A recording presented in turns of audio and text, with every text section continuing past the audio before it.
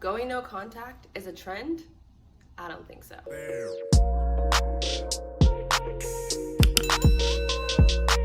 What's up, you guys? It's your girl Jayani. Welcome back to my channel. So this is a little bit late, like months and months and months behind, but a couple months ago, Oprah did a podcast on millennials, young adults that have gone no contact with their parents. And as someone who has gone no contact, I'm almost 3 years no contact with my narcissistic family. I kept seeing all these viral TikToks about it and the things that people were saying, and a lot of people were pissed off because they were like, no, this is not accurate, like this does not represent us. Apparently she calls it a trend and something that people think is cool to do now. And so I was seeing people's TikToks and it piqued my interest, and I wanted to react to it for myself. So in this video, I'm gonna be reacting to this podcast. So with that being said, let's just jump right in. I honestly don't know what to expect besides, like, apparently the things that she says is very, like, it's very boomer mindset. Like, they think it's like a trend. They think it's something that people are just doing because, you know, they think it's cool. They see other people doing it, and it's like not clocking to her why we're all going no contact from our toxic parents. So this would be interesting.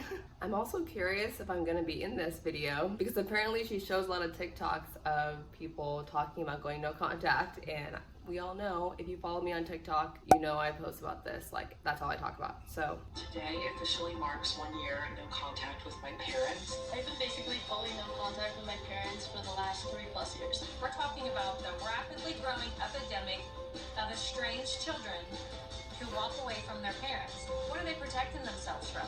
You know what?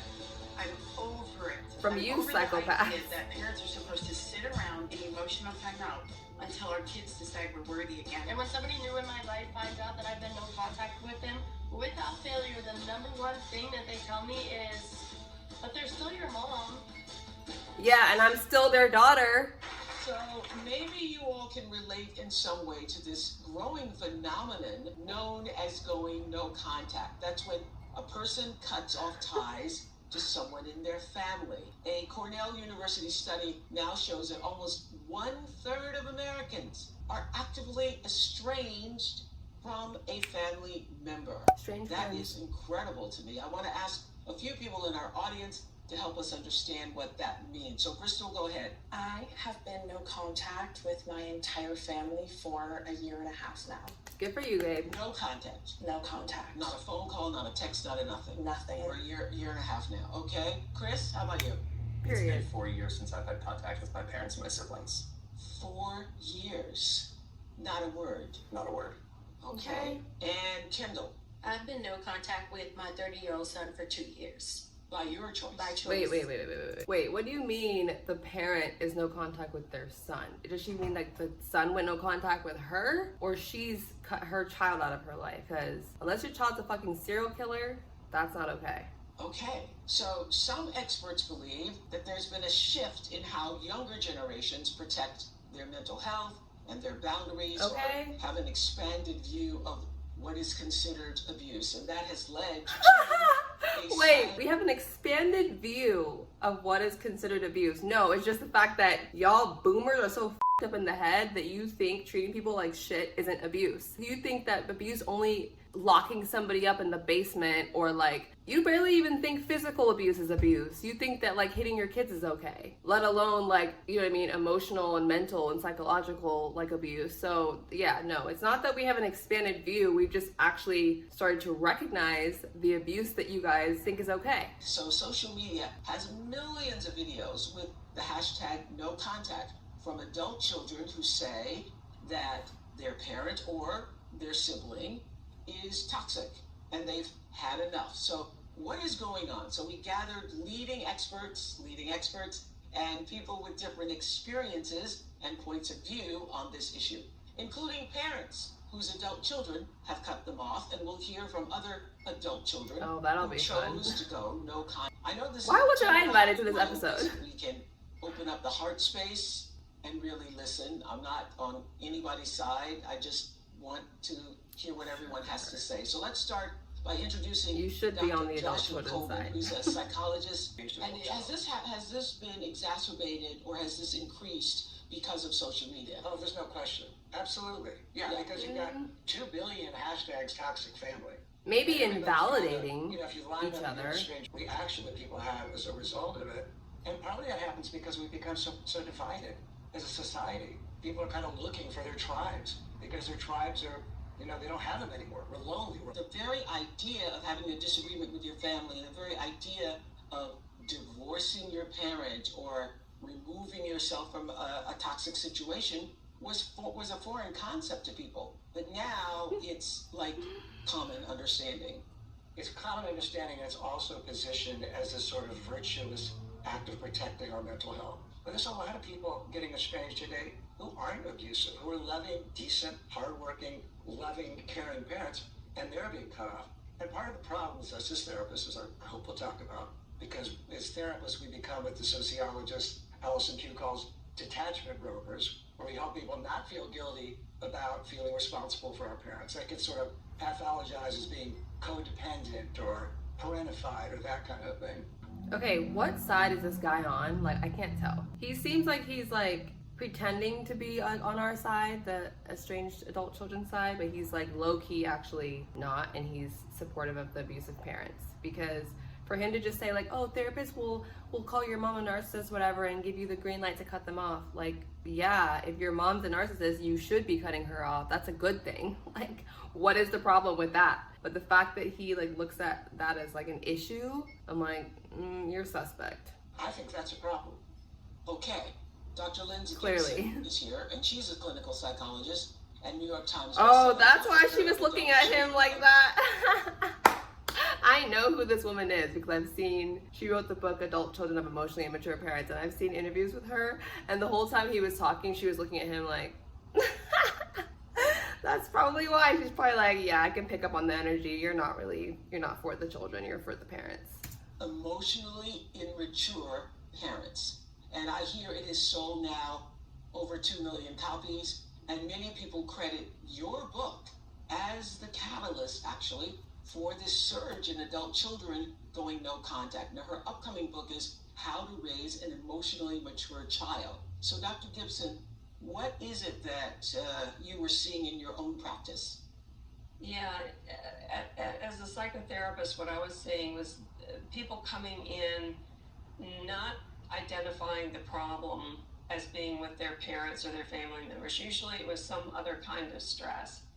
Could be work stress or friend stress, that kind of thing. And then about 3 or 4 sessions in, they would start talking about what was going on with the family, and sort of like their daily life stress. And from there, we would begin to get a picture of this old underlying tension that had been going on for a long time with the family.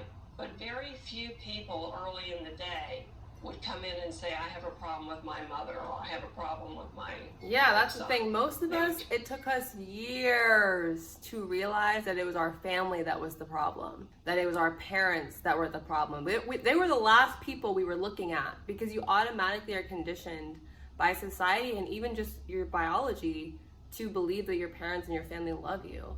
So like, you're not thinking of them as the problem. It took me so long to comprehend that, like, no, all of the things I'm going through are rooted in my toxic family and in my toxic parents. Like, that was not like a thing that I just jumped to out of nowhere, especially not in the beginning.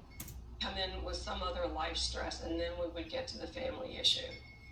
What I Is the family issue at the root of most things? Well, I don't know if it's at the root or whether it just resonates with what's going on now. It's very hard to tell. But It's what at the I root. found was that, I'll tell you, it's at the root. and lots of times when you had a dominant parent, that ability to know what you actually feel and think has been messed with. Okay? Yeah, Because it big becomes time. an issue of you love your parent by agreeing with what they see. So actually, no, I'm all about helping people to understand the dynamics of the relationship, how it's affecting them, and then they make the decision about what they want to do. Well, how do you talk to them about your emotionally immature parent, and how do you determine whether a parent is emotionally immature? Yeah. This is good. I really stay away from those terms in psychotherapy. because I'm not You wrote a there. whole book about it. I did write the book. When I'm coming in, I'm coming to the lady. I'm coming to the lady who wrote the book about emotionally immature parents, okay? Absolutely. Whether you mention it or not in our session. Yeah. Right. But when I'm talking with them in the session, I'm describing behavior. They're describing behavior, and we're talking about the effect of those behaviors on them. Down the road, once they've read the book, then we might use that shorthand about emotional immaturity. But at the time, we're just trying to understand their subjective experience of that parent. So I think what's so interesting, Dr. Coleman, you lived through this with your own daughter. I did, yep. Who cut off contact. Oh, see? I knew it. That's why he's low-key giving off that energy that I said earlier where I was like, I don't really know what side he's on. He seems like he's pretending to be on the adult children side, but he's actually on the parent side. Tell us what this was like for you to go through this. Oh, it was hell. I was completely heartbroken. I was married and divorced in my 20s, and my daughter's in her 40s now. We're blessedly very close, and she has a child that I'm also very close to. But, she's in her early 20s, and she wanted to talk to me about what it was like growing up being in a blended family, and how she felt, after I became remarried and had kids from my second marriage, which is my current marriage, and, how she felt in some ways neglected, or like I didn't really have her back, and in some ways unloved by me, which is very, very painful to hear that your own child say that. And at the time, of course, I responded defensively, angrily, explained myself, blamed other people. Yeah, and for some weird reason, it didn't really bring her back to me. I don't understand why. Yeah, so the truth comes out. She cut him off, and now he's a parent advocate. That's what I'm getting from this. Yeah. And was it harder for you because you're supposed to know? Exactly. You're the person that's advising other families and other people about their lives, and in your own family, Yes. it happened to you. Yeah, I wrote my first book on the topic when parents hurt in 2007. And as it was, once we Oh, so he had written a book before that called When Parents Hurt. So he's totally a parent advocate. Boomers as a generation, it's just like something is just really wrong up there with that generation. Yeah, it's just like throw the whole generation away. Yeah, absolutely. So I grew up in a very performance-oriented household. It was attend an Ivy League school. This is my exact story too, which is so crazy. He has on a Princeton jersey, and that's one of the colleges that my narcissistic father growing up would be like, you have to go to these Ivy League schools. It has to be either Harvard, Yale, Oxford, Princeton, Cambridge, and you have no choice in the matter. Like, that was one of the schools that he wanted me to go to, and he was super controlling about what I did. And so that's crazy that this guy knows exactly what I mean, because he had the same thing with his parents. And so when Bree and I first got together, we very much felt like my parents were apathetic towards her. They were not super interested in getting to know her, and They didn't like her. yeah, that's the feeling that we got. That's the short answer. That's the They didn't feeling. like her. And the way that took form for us was my parents, we found through friends, were scheduling lunches to have conversation with my friends where the topic was, we're worried about Chris. That was the first thing, and then it became, can we delay this engagement, or can we Asking your friends. That's weird. Yes, can we take this marriage off the table? In spite of that, we really worked hard to figure out what is our new family going to look like going forward. We're going to get married. So when you hear that they're conspiring with your friends, what'd you do? You have a conversation about it? Yeah, we had a conversation about it, and so we got married. They were invited to our wedding. They were a part of that. And they should not have been invited to the wedding. Because what do you mean you're secretly going behind my back and like talking to my friends, trying to break up my marriage and break up my relationship? That's literally insane. Which, by the way, that brings me to my narcissistic parents. My narcissistic parents have actively been trying, and potentially still are, I don't know, because like I said, I have no contact, so I don't know what's going on anymore. But at the time, the last time I was connected to them, they were actively trying to break up my little brother's relationship with his girlfriend. And that's somebody he had been with for, I'm pretty sure, years, was in a serious relationship, like seemed like he loved her, she loved him, that they wanted to be long-term with each other. And I even FaceTimed with her. She was super sweet, but like My narcissistic parents and my narcissistic little sister were actively plotting to break them apart. They even went as far as cornering my little brother with another girl that they liked, that they thought was like, and this also for a fucked up reason, they thought that the girl that he was dating wasn't pretty enough, and she was white too, and we're African, and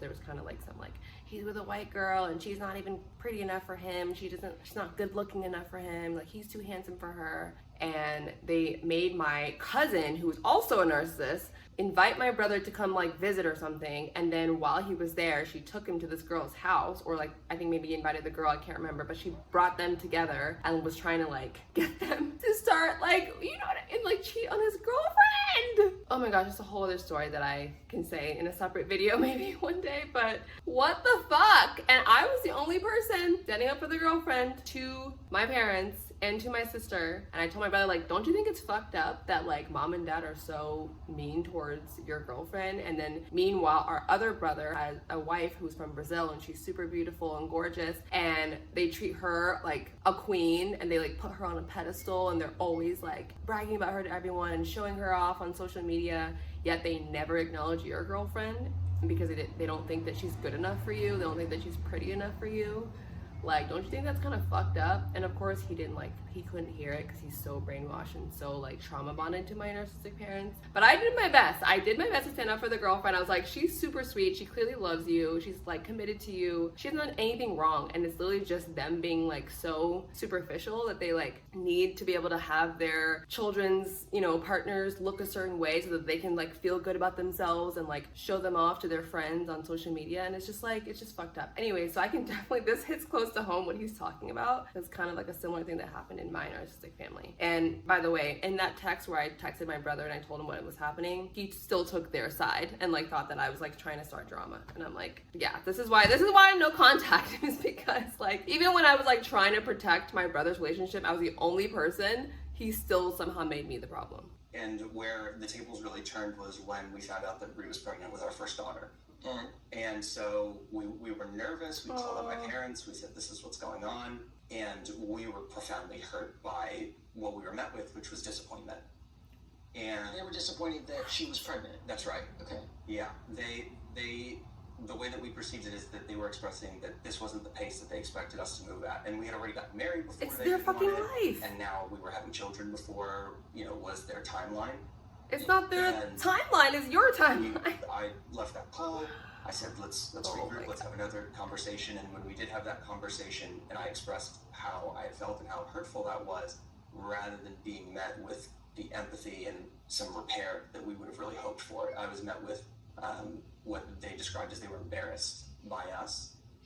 And that was actually the last conversation Ew. that I had with my parents before Fuck we started them. contact 4 years ago. And I just remember walking out of that conversation thinking, for the years that Brie and I have been together, I've had to watch her endure that treatment of not feeling accepted. Oh my The god. last thing that I would want to do is bring a daughter into the world where she will walk into the world on day one. And experience that treatment. Literally, that's so fucked up.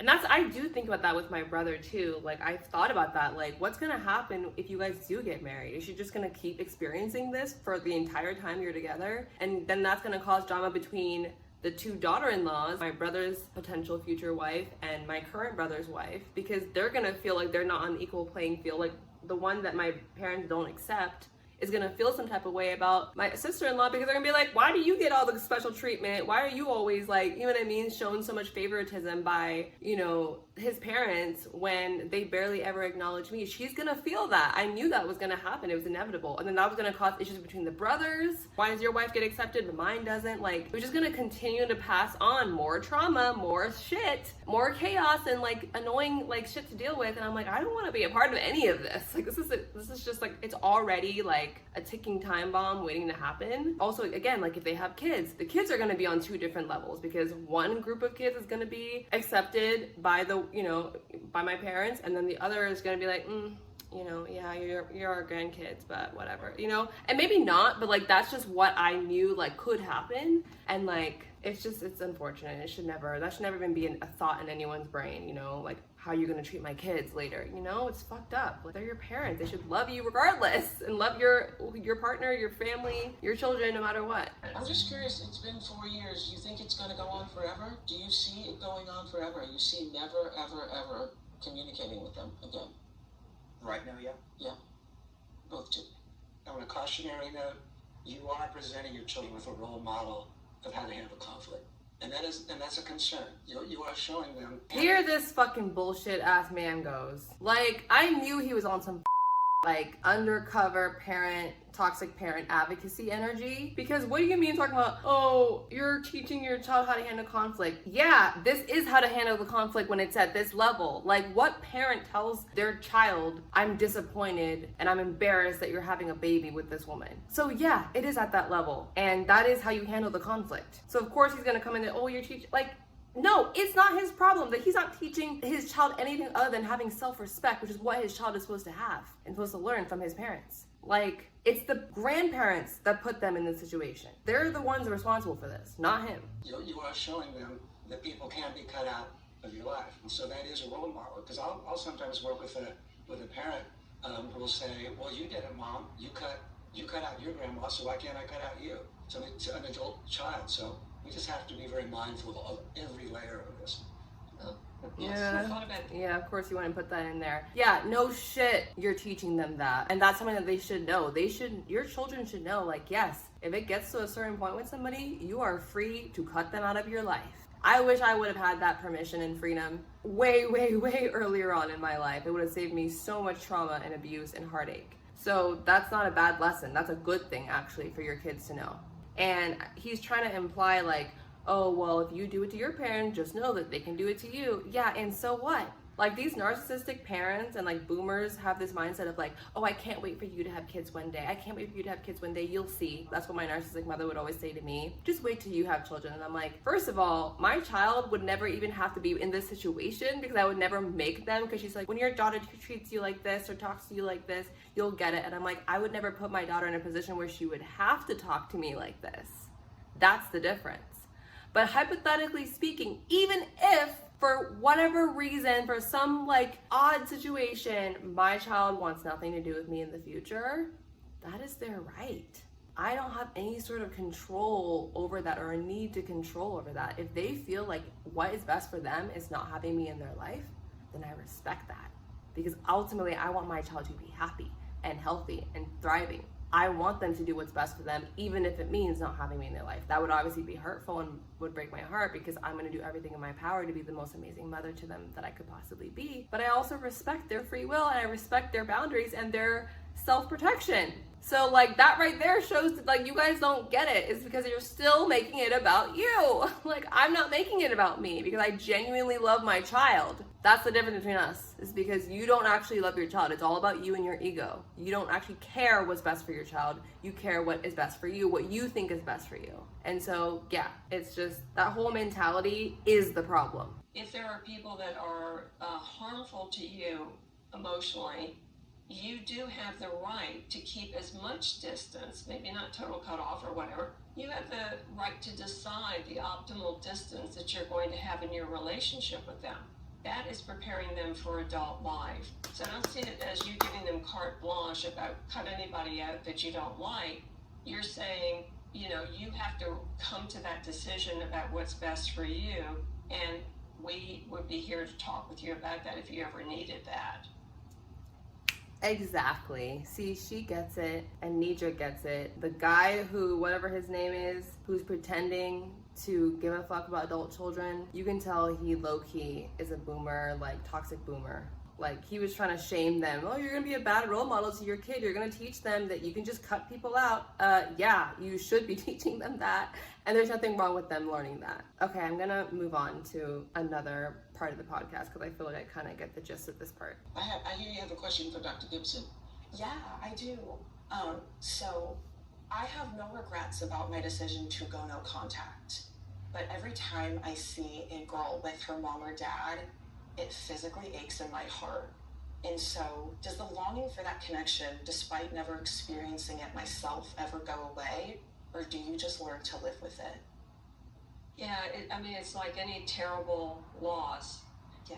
Do any of our terrible losses ever go away? We all know that it never goes away, okay? But I think our job in this kind of situation is to enlarge ourselves so that we know ourselves better, so that we're expanding our own life, so that this terribly hurtful loss becomes an integrated part of the tapestry of your life, of your overall life. It'll never go away, but it's not all there is to you. And so you carry this, I see it as part of your increased complexity as a human being, your increased depth, and your ability to know what it is that's good for you and not good for you.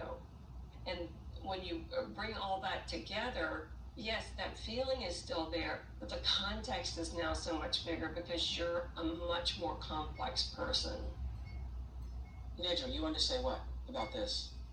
Yeah, I think that void gets smaller as time passes, but there will always be something there because you do have a mother, you do have that part of your family, and both things can exist. You can miss people and decide to not have that relationship, and you don't get to erase the feelings in either direction. So it's something that you'll come to live with. Yeah, for me personally, I definitely agree with Nedra that the void has gotten smaller, and I feel less and less negative, not negative, but like pain about it with every day that passes. Like right now, I don't feel any pain about it, to be honest. Like it's very rare that I'll have moments of like pain coming up, but obviously when it first happened, I was a lot closer to the situation and I hadn't healed to the same level. So like, yeah, it was more tender, but I do totally like agree that as time passes, you just make more and more and more peace with it. You also see the situation clearer and clearer. You see them clearer and clearer, and you grow more in your own self-worth and self-respect and self-love and your standards for relationships and what you want out of relationships and what you're willing to tolerate and what you're not willing to tolerate, and that becomes more solidified. And so it just, you become more and more overall like okay with it the more time goes on. Now in terms of the void of like still being a human being that just wants a family and wants love and wants a mom and wants a dad and sister and brother, and knowing that you have that technically and they're walking around out there in the world but you don't get to have that experience, yeah, there's definitely like grief around that just like never goes away unless you obviously find people to replace those roles in like another type of relationship. But even then, it's still not the same, right? Like there's something really significant about our biological family, like the people who we share DNA with on this planet. So yeah, I definitely think that there's like a humanness part of it that never goes away, and that's totally okay. And you can just love yourself through that and continue to just like hold that grief while also knowing that this is the best thing for you and that it was a good decision, even though like there's a part of it that's kind of always going to be a little bit sad. But how's your life otherwise? Do you miss the contact with them, or have you been able to create a life that's full and vibrant without them? I love my life. Like I have 5 animals, so I've created my own family. When I went off to college, I am used to spending holidays alone, so it's not like much has changed. I'm just not being walked all over, actually. So it's I know peace for the first time. Amen, girl. It's amazing. I felt my nervous system leave fight or flight, and I think this is so fascinating to me because I've been doing this so long. And I remember in the early days doing this, people just suffered. They just went through hell with their parents, and we were always talking about relationships with your parents. Have you, as therapists, seen it evolve over the years also? Oh, absolutely. And I think one of the things, Oprah, is that there was a study done in 2016 which showed that our ideas about what constitutes harm, abuse, trauma, and neglect have radically expanded in the past 2 decades. Radically expanded. So what often happens is an adult child, like any of you may come up to your parent and go, "You emotionally abused me, you neglected me, you traumatized me," and your parents are going to be like, "What the hell? I would have killed for a childhood like yours." Yeah. So generations are talking past each other. I mean, it's kind of incumbent on us as parents to really learn how to speak the language of our adult children if we want to have a relationship with them. But that is one of the most significant changes, is our expanded views of what constitutes abuse and harm. And that has changed. That has changed. And it has evolved exponentially in the past several years. Exactly. Yes. Well, the past few decades, but social media is an enormous amplifier of that. Yeah. Thank you, Crystal. Thank you so much. But it's not social media that has changed the definition of abuse or harm or trauma. Those things were always abusive. They were always traumatic. They were always harmful. It's just that we have more awareness now collectively. We have more consciousness now around those things. We understand the nervous system better. We understand childhood development better and like what's appropriate for children and like how things impact people better. We understand those things more now, so we can recognize like, okay, based on all that, that's abuse, that's, you know, harmful, that's toxic, that's traumatic. But it's not like it's changed because people are saying that it's something abusive now when it never was. No, it always was. Like boomers and their parents and the generations before them, they were always abusing each other and traumatizing each other and being crazy. They just didn't call it that, which is why they allowed it to continue. And that's why they've normalized it to themselves, so that now like us millennials who are taking a stand and being like, this is fucked up, we're not gonna put up with this. They're like, oh, you guys are so dramatic. This is not abuse. This is not trauma. Yeah, no, it actually is. You've just normalized it. It's normal to you. Abuse is normal to you. Traumatizing your kids is normal to you. Harming your kids is normal to you. Having toxic dynamics in families is normal to you. That doesn't make it okay. That doesn't make it right. Like, and that's what's not clicking for them. Just because it's normal to them and their generation and what they grew up with, and that they think that they're better than how their parents treated them, that doesn't mean that how you're treating your kids is just magically okay now just because you went through worse. Another Bree in our audience is Bree's with 2 E's, in case you're going to get them confused. Okay, so you decided no contact with your mom. What happened? Yeah, so my mom abruptly stepped away from our family when I was 6 years old to be with someone else. And not only did she leave my dad, she didn't want to be a mother to me at that point either. And so throughout... So your mom basically abandoned you? Yes. When you were 6? Yep. She was just like... She left to go with an old boyfriend? Yep. She decided to go be with her college boyfriend, and she wanted to kind of just live this new child-free life. Wow. And it was very jarring and traumatic for me because I was used to having a 2-parent household and doing things with them, and just it was just a night and day. And at that point, she just kind of stepped away, didn't really have as much contact, would see her sometimes. It was very off and on, and I would try, and whenever I try, I felt like I would be let down. I had a wonderful dad who like filled the gap, but it's just like just no mom. And I would see all these girls being raised with their moms, and I wanted that. And so when I was in college, I extended an olive branch, and I invited her to my college graduation, and she ended up humiliating me. I was on the floor with the graduates, and I saw this crowd of people walking towards me, security, the counselors, and looked in the middle. It's my mom. They brought her towards me. They said, Bree, it's been an emergency. So I'm like, you know, what's going on? And she's just like, I'm ready to leave. Like, we're about to go, her and her boyfriend. And that was what the emergency was in front of all the graduates before I even walked. And so I was bawling, crying. The whole stadium's looking at me. And from that point on, I was like, this is done. Like, she does not have a care for me. And with me being a mom now... She couldn't leave quietly? And she couldn't just get up and go. I know. And so... That's so weird. She had the whole scene? Yeah. The whole scene. Yeah. And so... She had to make the day about her. Like, I'm a mom now, and I'm a single mom. And so there's points in motherhood where I'm like, whew, like, I get that it can be a lot. Like, you know, but I could never just walk away from my child. Like, I just couldn't understand doing that.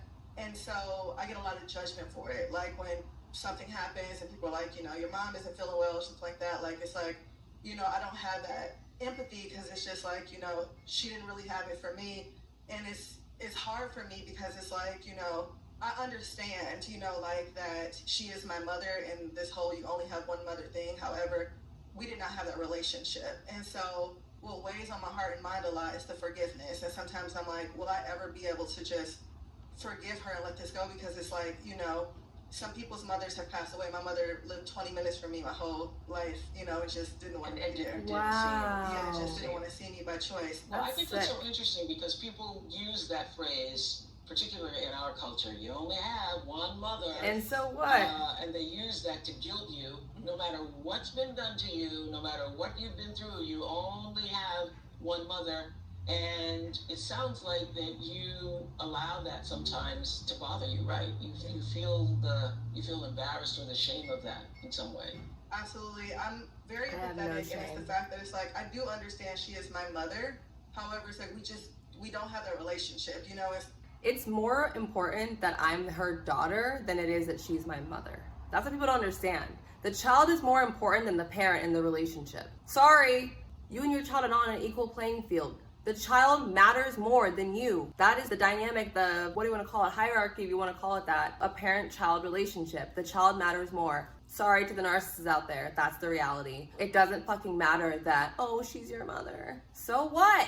Like, I'm not responsible to her, she's responsible to me. That's actually the way that this is supposed to go. It's supposed to be the parent pouring into the child and being there for the child and loving the child and taking care of the child, not the child pouring into the parent and taking care of the parent. That's parentification, and that's toxic, and that's not the way that this dynamic is supposed to be. Like, oh, like, she's your mother, yeah, and I'm her daughter, and that's what matters more. And the fact that they can do that to their own daughter shows that they're fucked up in the head. They don't understand what it means to be a parent.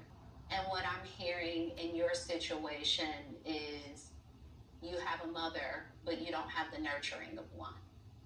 And it's very hard to reconcile that while you're mothering, right? And other people are being mothered and they're telling you about their mother and you should do this for your mother, but you don't have that role or that connection with your mother. And so it's very important for you to accept that you can give birth without parenting.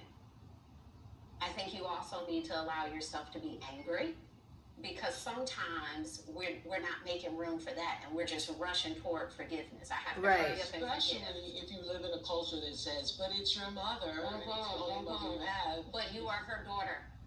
But you are her daughter. What did I just say? And so on both sides, if we're going to say, but this is your mother, this is your father, you are also a daughter, and you get to be upset about not being parented. Yeah.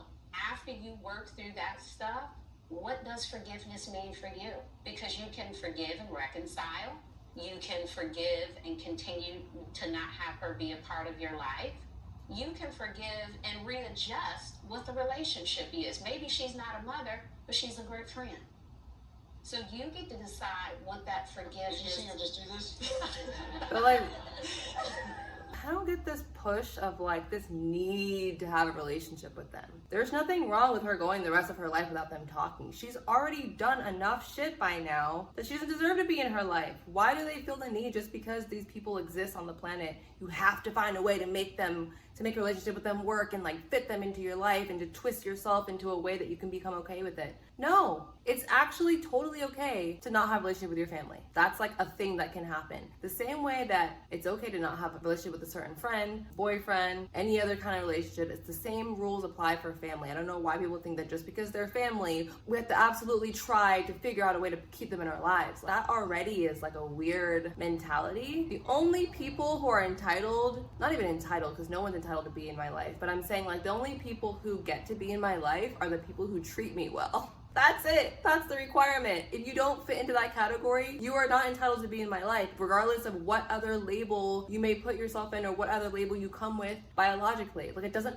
matter. That's not what's important here. What's important is my experience of you, not the title. So just because she's your mom or your dad or your sister or your brother or they're your cousin or your grandma or your grandpa, like that is completely irrelevant. The first thing that you should be factoring in is, how do I feel with this person? How does this person treat me? What is my experience of them? Do I like that experience? If not, then make the decision from there whether or not they should be in your life, not based off of, oh, they're my family, so that means I have to figure out a way to keep them connected to them, whether it's like as a friend or this or that. Like, that's just exhausting, and you don't deserve that after you've already been abused, neglected, traumatized by the same person. Like, and they've shown no remorse, no accountability, no attempt to take responsibility for their actions or to repair. So what are you doing all of this for? They're wanting us to self-sacrifice and give so much of ourselves to people who clearly don't care about us. They don't care. That's why they've done all the things that they've done, and they're still doing it. Like, yeah, it's just crazy the amount of like, what do you call it, excuses that are being made for these parents and these families. Like, they don't fucking deserve that shit.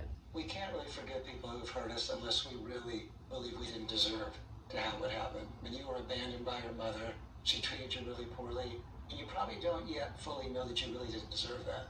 You might consciously feel like you don't deserve that, but we can't really forgive somebody until we really know in our guts that we didn't deserve to be mistreated. You also can't forgive people who aren't sorry.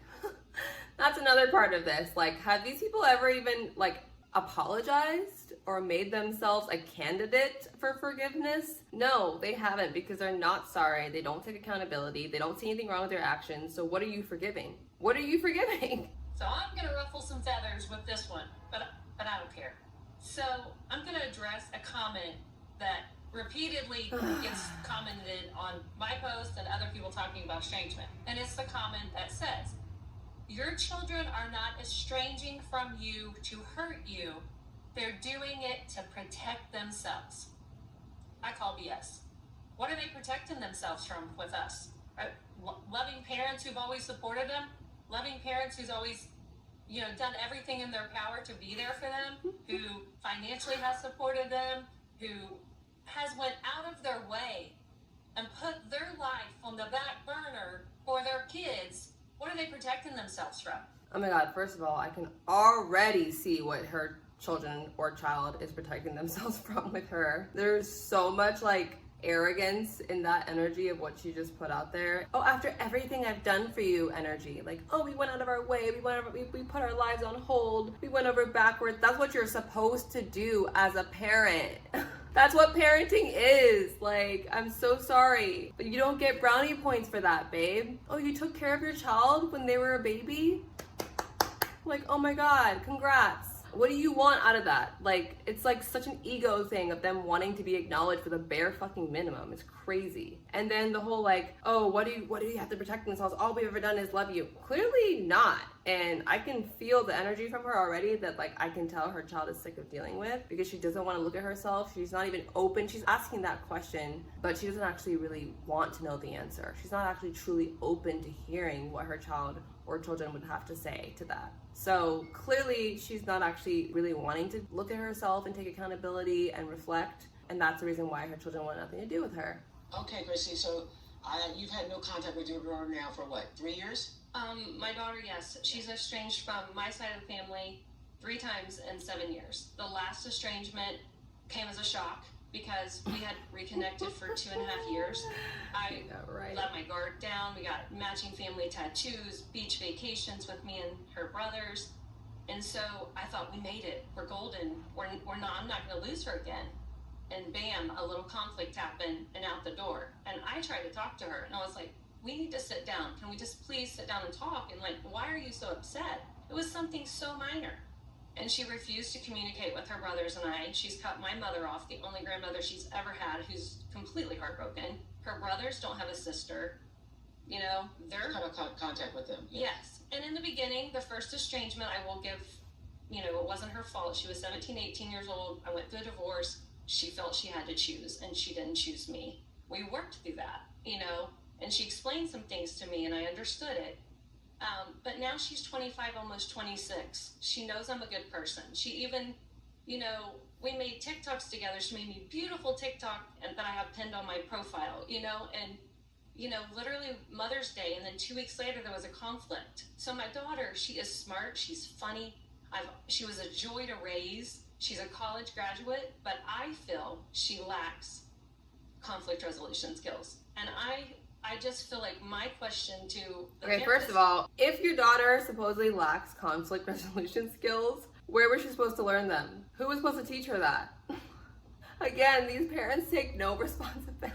It was your job to teach conflict resolution. So, oh my God, they just don't see themselves at all. And then her saying first of all, she's from Ohio, which is where I'm from. And this is I'm man, that's a bummer. I hate that we are from the same state, because I'm just I hate knowing that I exist on the same planet with these people. Yeah, notice how when she was describing the reasons why her daughter cut her off, she's yeah, it was such a minor thing, but she has brothers and she has a grandma. She was making about everyone else but her daughter's feelings.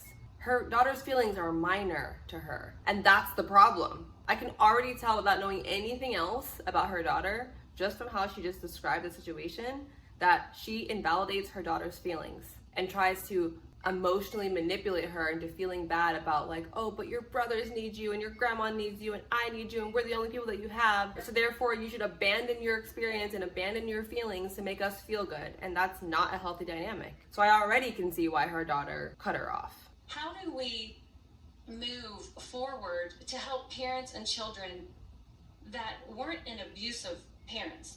A lot of us are really good parents. We aren't deserving of this. How do we teach parents and children that we can work through the messy, hard stuff so that we can talk and not go no contact? Because I'm not going to lie, it's been 3.5 years no word at all. And the glimmer of hope of us ever reconnecting is going away, you know. Yeah, and it's certainly not you coming on fucking Oprah to shit talk your daughter even more, dumbass. What does she think her coming on this podcast is gonna do for her daughter? All it's gonna do is just make her want even more nothing to do with you. On top of the fact that you made the TikTok that you just made, like that's the kind of TikToks and content you're putting out there. Why would she want to reconcile with you?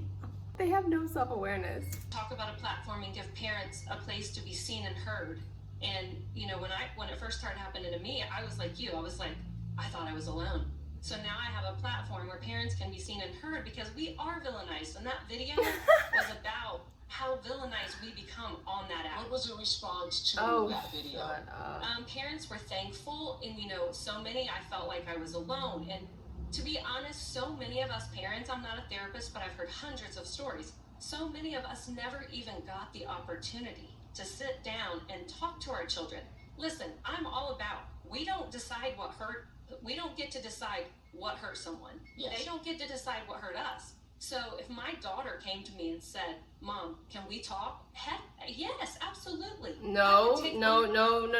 Because you already said when she told you what she was upset about, you said, it was so minor. So no, she can't come to you. You literally already proved that you see her feelings as minor and not a big deal, and you sweep them under the rug and you don't take them seriously. So don't sit there now and try to pretend like, oh, if my daughter came to me, I'd be so more than open to hearing her out. No, because you're judging what she's telling you as whether or not you think it deserves, you know what I mean, like empathy from you, or if you think it's a big enough deal for her to be upset over. So no, she's not safe to come to you. I can even see that, and I've only been listening to you talk for like 5 minutes, and I can already see that and feel that. Because she's gonna come to you and then you're gonna say, oh, do I think this is a big deal? Do I think that this is something that she should be upset over? And if the answer is no, you're gonna invalidate her feelings and dismiss her, and that's why she's not gonna ever feel heard or seen or understood by you, hence why she's been no contact for 4 years. You're right. Some of these adult children cut off contact. They're conflict avoidant. They don't know how to have a conversation. And they tell their parents that they're gaslighting them, or they're, emotionally mature, or they're, narcissism, or whatever. And in fact, that they have mental health issues. Yes. Or they're being negatively influenced after a divorce. Yeah. Or they're The way that woman is looking at him is so funny. Or they're involved with a therapist who assumes everything's a result of parental trauma. So even just this mindset of invalidating how significant parental trauma is on a person's life shows me that he is a parent advocate, a toxic parent advocate, because that should never be argued. Like, obviously there's other causes for people having trauma, but to even be like, oh, well, not everything is a result of parental trauma. It's like, parental trauma is the single most significant impacting thing on a person's life. They are the most important people in your life. And what happens to you from those people causes a lasting ripple effect that impacts every area of your life. You can't understate that. There's no other relationship or situation that has that significant of an impact on you throughout your entire life and every area of your life. So for him to even be like, well, the therapist might just think that everything is about parental trauma, it's like, it just shows how much he doesn't hold that with the same level of significance that he should in supporting and advocating for adult children. But we have another mother here, Kendall. Kendall? You made the decision to go no contact. Why with your son? My son he's caused me verbal, emotional, physical trauma, and financial trauma for over 15 years now. And you just decided enough. 2 years ago, he threatened my husband and myself, and I made a conscious decision that was the last straw. Yeah. My question is, why are parents always demonized when they speak their truths or when they make a conscious decision to go no contact? But estranged children are celebrated and rallied behind. Okay, first of all, it sucks that she's dealt with that with her son. Like, he seems very not good mentally, and if that's true that he did physically like threaten them and cause them all this, abuse and trauma, like, yes, I get why she is creating distance between them. But it still is always gonna hit me wrong when a parent tries to be the victim of their child. Like, your child was molded and shaped by you. the person that they are, in large part, has to do with how you raise them. And maybe that's not fully true. Maybe there's other factors, sure. But like, it's still so weird to me how like these parents want to be like, no, but like think about me and my pain, think about what I'm going through. And that's like fundamentally not the energy of a parent. It's just already in a weird, like you're trying to, I don't know how to describe it. It's like you're almost trying to like garner sympathy about the way that your child treats you, when actually what matters more is how you've treated your child. I actually don't really care what she's been through with her son. I'm so sorry to say. I don't really care, because you're still the parent at the end of the day. And like I said earlier, what matters more in the parent-child dynamic is the child. If I was listening to her talk about her relationship with her parents, I would be saying the same thing about her. But it's just like weird to me when like parents are like adamant on like having, I don't know, it's just odd. It's just odd. I just find it odd that like she's like, why don't I get the same level of support or whatever? It's like, why do you need it? Why are you competing with your child for like, or other adult children for like, you know, compassion, sympathy, whatever? It's like, go deal with your shit in therapy. You don't need society to validate you. And actually, us adult children didn't do anything for society's validation. It just so happened that so many of us, we got validation from sharing our stories online. We weren't doing it to get any sort of specific type of response. We were doing it to save our own lives and to like free ourselves from these toxic situations. And it's like, even the fact that she's like, well, I want to have the same level of compassion and society doesn't treat me the same. It's like, why is that your priority? It's not about that. I don't know, it just seems odd like when these parents like try to make themselves a victim. That's all I'm saying. Well, thank you so much. I wanted to now bring in Aaron. Aaron is a husband and father of 4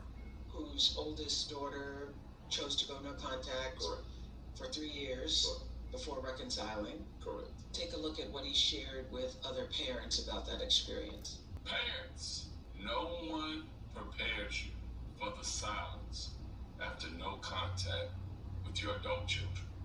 One day you're texting, I love you. The next, you're staring at a phone that doesn't ring. See, right there is already the problem. The fact that he said you're staring at a phone that doesn't ring, implying that his child should be calling him to like check on him and make sure that he's okay and, you know, maintain their relationship. That's the problem with these parents. They don't understand that their role as the parent, they are responsible for the relationship with their child, not their child. It's not your child's job to call you and make sure that you're okay and check in on the relationship. No, you should have been calling your child to make sure that they're okay and checking in on them. That's what a parent does. These parents want to be treated like the child. They want to switch roles with the child, and then they get mad when the child doesn't want to do that. But at the end of the day, parent is still fundamentally responsible for the relationship with their child. They set the tone, they lead in that, and it's not the child's job to take care of you. So sorry to say, it's just not their job. And so again, victimizing himself, saying that, oh, I'm staring at a phone that isn't ringing. Why don't you just pick up the phone and call your child? Like, it's not that hard. Oh my God, it's like they don't see it, and it's just crazy. Like they're all the same.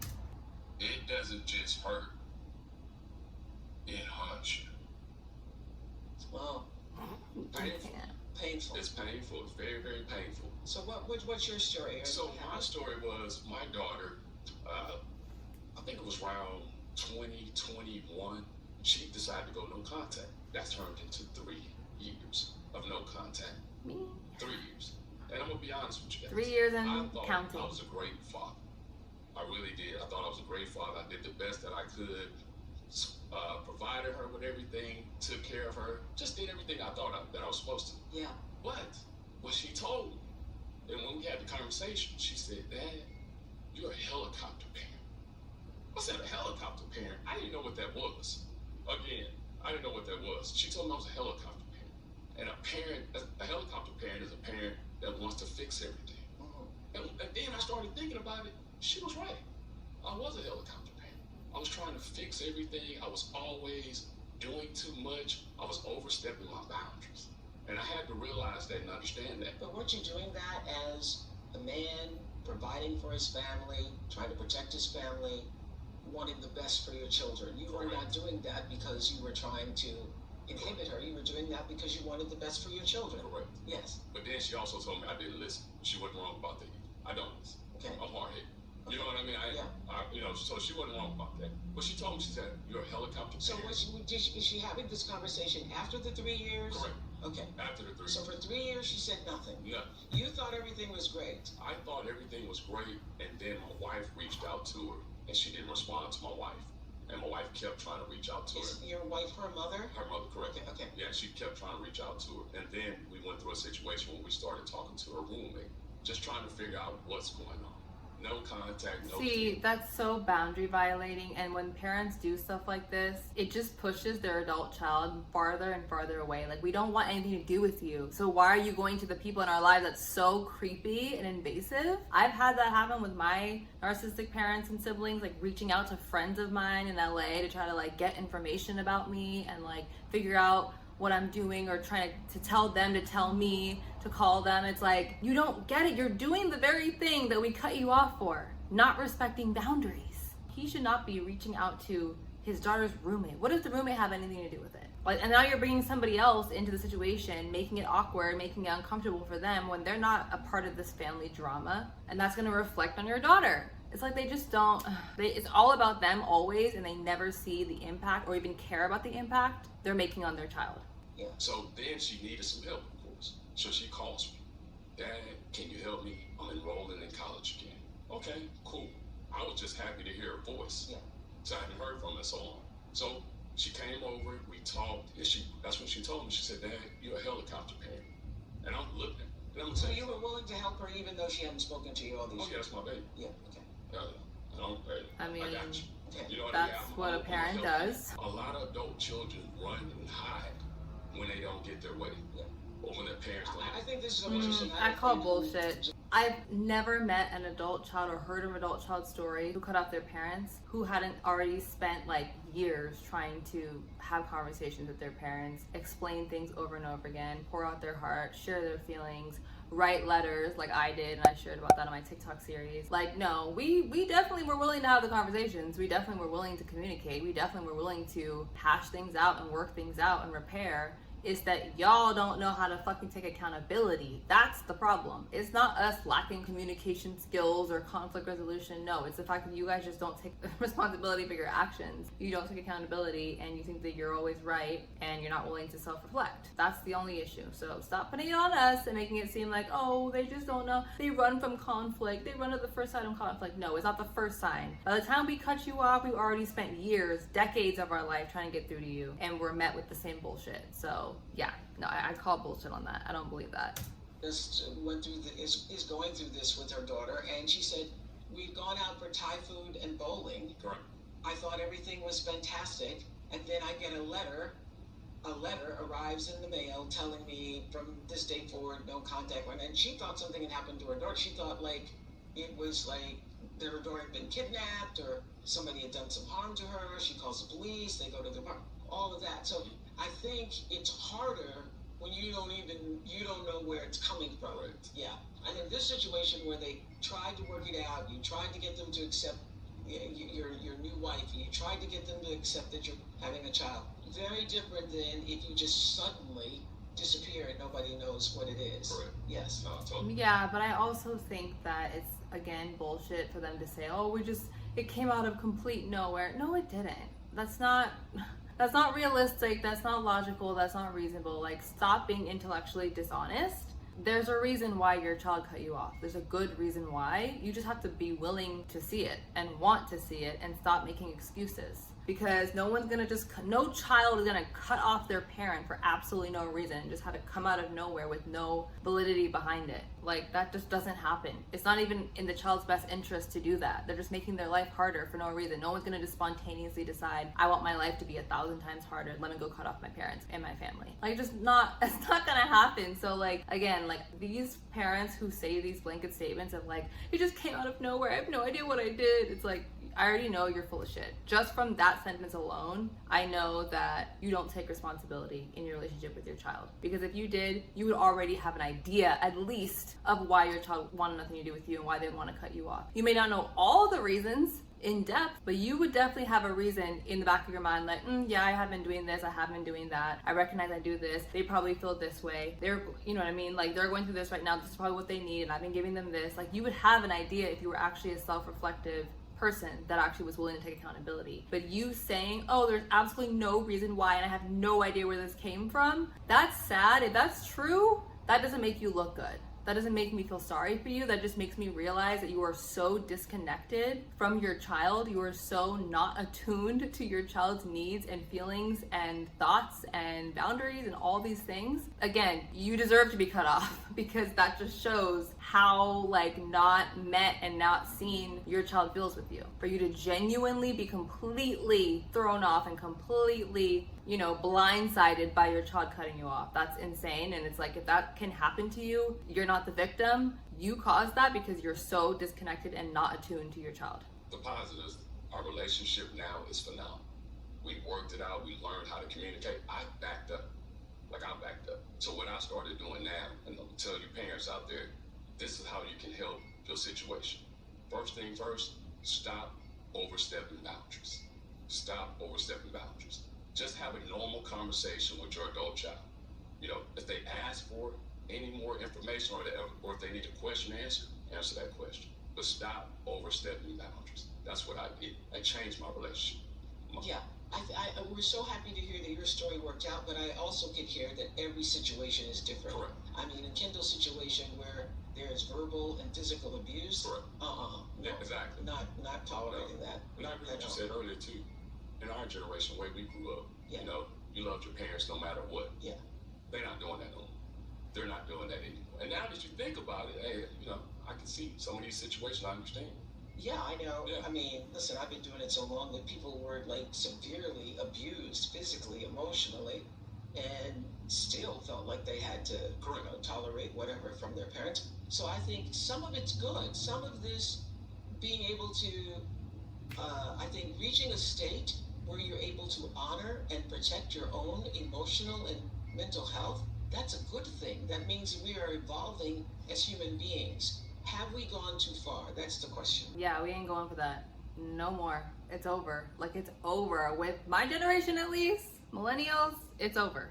Like, it's never going back to whatever weird relationship and weird mindset y'all used to have back in the boomer days, where it's like your parents can beat the shit out of you and it doesn't matter. Your parents can be emotionally abusive and it doesn't matter, and you have to respect them and obey them and please them. Like, we are so done with that. That's like ancient. So yeah, and I'm glad. I'm so proud of us. I'm so proud of us that we got into this place, because that means that our children and their children and beyond are gonna have such an amazing different experience of, you know, family and what it means to have a relationship with your parents. And that's a good thing. That's amazing. Hadley, stand up. So Hadley, y'all, is a hospice nurse and a New York Times bestselling author about her experience. And she says that sometimes her dying patients will ask her to call their estranged adult children who have gone no contact. And when I first heard your story and I hadn't seen you on TikTok, I was like, wow, what an interesting thing. You're putting these estranged children with their dying parents, but it's not that at all. In most cases, they don't, right? They say no. I don't want to see them. They do in most cases, but it's difficult. I've had conversations before where they say, what should I do? And they asked me, and that's very difficult. When I became a hospice nurse 10 years ago, I was not estranged from my own biological father. And about 7 years ago, I did become estranged from him. So I really began to understand more how those children are and what they're feeling whenever they're getting that phone call. Wow. And so what do you find when the people who are dying ask to see their children? Are they asking to see their children, their estranged adult children, because they want to apologize, because they have regrets, because they want to have final words? I don't believe personally that they usually want to apologize. because they're telling me, did they know that I'm dying? It almost feels like a guilt trip to me. Like, please tell them that I'm dying and maybe they'll talk to me. Right. Again, even down to their dying breath, they still don't take accountability. It's still about them and like, look at what you're doing to me, and like, let me guilt trip you and manipulate you into feeling bad so you'll do what I want. Like, that's so sad and pathetic. Not even on your fucking deathbed, you can finally self-reflect and be like, maybe I have some things to apologize to my child for. Like, oh my God, so crazy. I did have one person in particular I think of that really told me that they had a lot of regrets and they wanted to make amends. And I did, with our social worker, make that phone call to the child and asked if they wanted to hear them out and give them that chance. They ultimately decided not to. They went really back and forth. They ultimately decided not to. So what myself and the social worker did is we offered for that patient to write a letter to the child, and we said, after you pass, we'll make sure that they get it. We can't promise that they'll read it. And the patient decided to not write that letter. Really? Mm-hmm. You told Because me you know that- why? Because it wasn't genuine.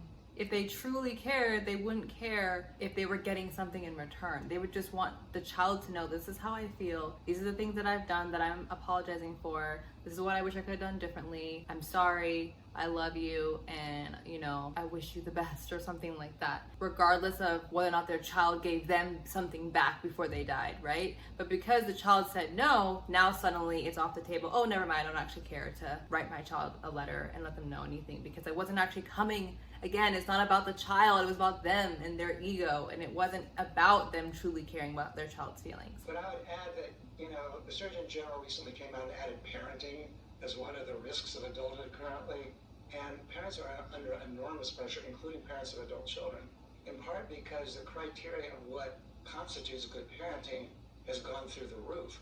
I mean, it's what I call the soulmate parent. You're not only supposed to be, you know, get your kids out of the house and independent, you're also supposed to be sensitive and empathic and psychological, and a coach and a learning disability specialist and a psychiatrist.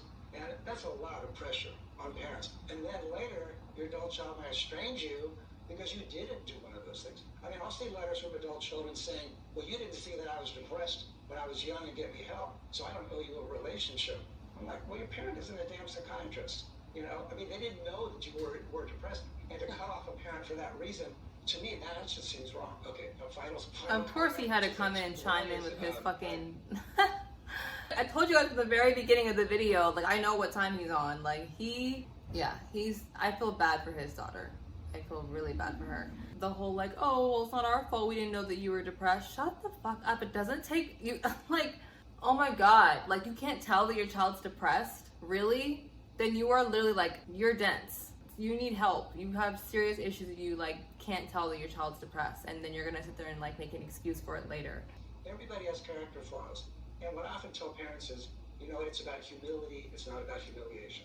Because parents don't really necessarily want to write that estranged letter. It's probably hard for you to hear what your daughter had to say. It was hard for me to hear what my daughter had to say and to really open myself up and be vulnerable. But I think what we're all saying is nothing's going to happen unless we can do that, unless we can sort of see our own character flaws. But I think adult children also, you have to see the ways that you push your parent away, or you don't give them credit for the things that they did, or you don't recognize that they might have grown up in a culture that, you know, wasn't so psychological, wasn't so emotionally sensitive, and love them anyway. See that their efforts were still loving. So those are my final words. Okay. I thank you, all of you, for being a part of this conversation. Okay, well, that's the end of the podcast. It wasn't anything, you know, too crazy. I expected pretty much everything that happened. The parents just made a bunch of excuses and played victim, and they tried to shame adult children for having boundaries and self-respect. That's the summary of the entire podcast. Yeah, no, I have no empathy or sympathy or whatever you want to call it for that generation. Like, boomers as a whole, like I said in the beginning, just throw the whole generation away. Like, I'm over them. They're a lost cause, and anyone who cuts off a boomer, you don't even have to explain yourself. I get it. And good for you. With that said, thank you guys for watching. Make sure to like, comment, and subscribe if you like this video. And also come and join us in the cycle breaker community. I created a community for cycle breakers just like me, just like you, who are either no contact or low contact from toxic families, toxic parents. So if you resonated with this podcast, you resonated with this video, you would absolutely love the cycle breaker community. Click the link below to join us. We meet 4 times a month. We have the most amazing, supportive, healing, connected calls, and you'll finally feel understood. You'll finally feel like you belong. You'll finally feel like people get you, because we're all in the same boat. We're all going through the same thing, and we're all doing this healing work together. Send you lots of love. Come meet your soul family and break the cycle for good. Until next time, love you.